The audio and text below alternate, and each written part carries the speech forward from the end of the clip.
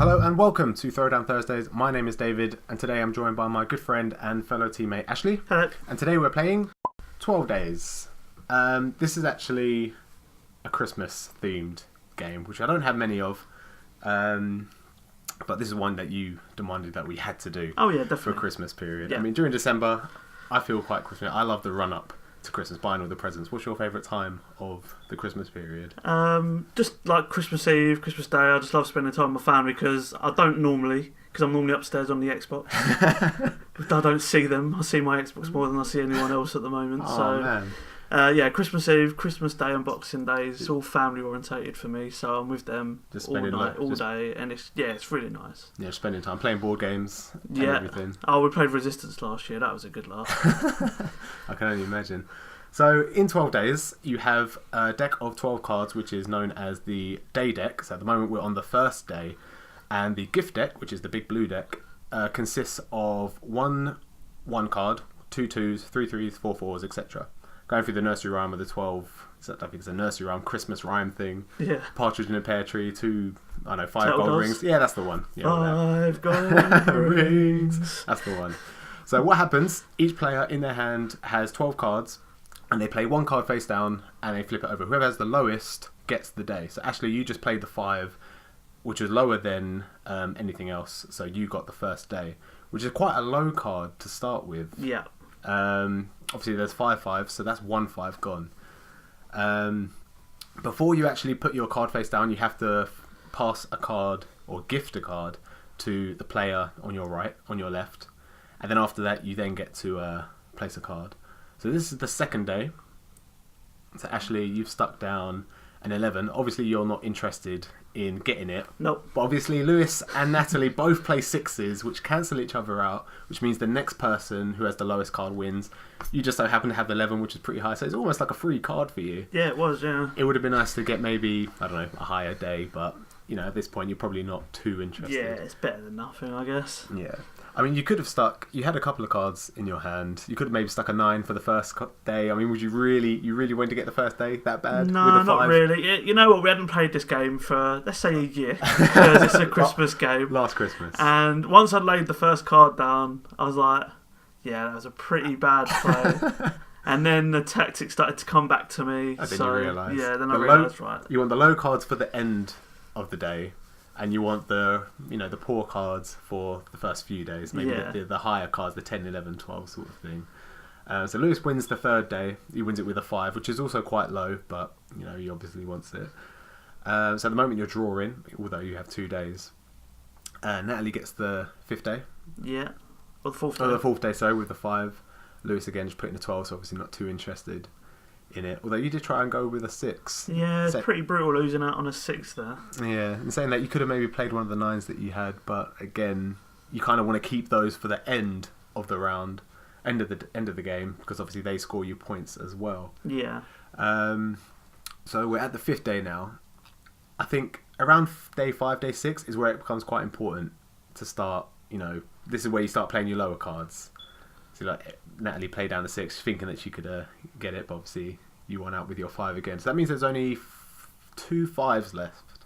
Yeah, in the deck, which could also score people points at the end of the game. You get points if you have the most amount of one specific numbered card, then you get that amount of points. So if you have the most 12s, you get 12 points. If you have the most 1s, you obviously get 1 point.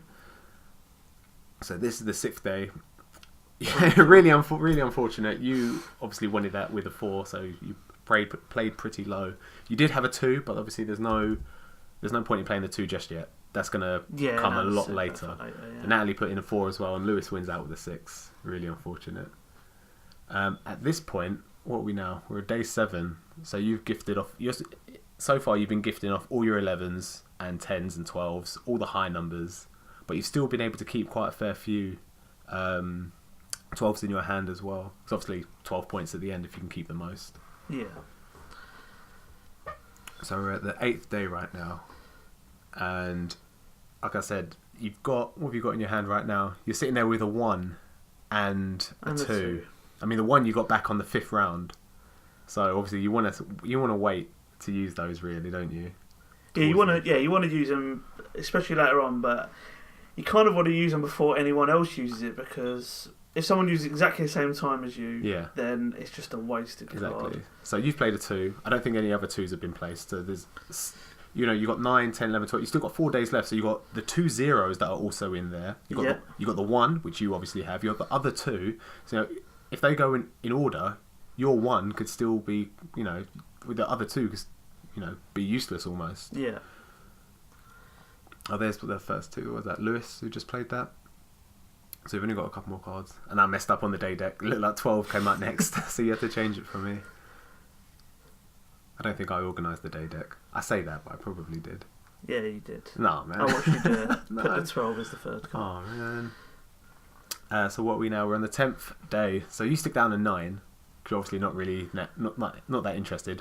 Because your lowest card is the 1. Yeah, and I don't want to use it just yet. No, so you've got 2 more days. There's still 2 zeros out there, so even the 1 is still quite risky to play. Lewis and or Natalie could still have a 0. So it's still quite risky to play the 1. But, I mean, what do you do? Do you play the 1 now? Do you play the 1 next round? Who knows what's going to happen. I think you've got to play the 1 now. You just hope that people play their 1s on the 12. Yeah, exactly. So I'm going to play mine, now. And unfortunately... Natalie has the 0. Yeah, it was almost like a sure win, and then you just realise, there's zeros in the deck as well. So there's 2 zeros. She plays Mrs. Claus, and there's still 1 0, which you actually got. Yeah. In the 12th round, everyone gets at the end of the round, everyone gets 1 extra card. You got the 0, which obviously you're going to play. Obviously you're going to win the last day because there isn't another 0. Yeah. So you win 5 days. Lewis wins 5. Natalie only gets 2. So you get 28 points for that, and 35 points goes to Lewis. Natalie unfortunately only gets 15. Everyone there gets 1 more card, so they've always got 12 cards. And here we go for the whole process at the end of the game. So no one has any 1s or 2s. Obviously they're all used. Yeah. I don't think anyone actually played any 3s. Not that I remember. No. So Lewis has the most 3s, so he gets 3 points. Lewis also has the most 7s, so he gets 7 points for that. So that's 10 points just on those 2 cards.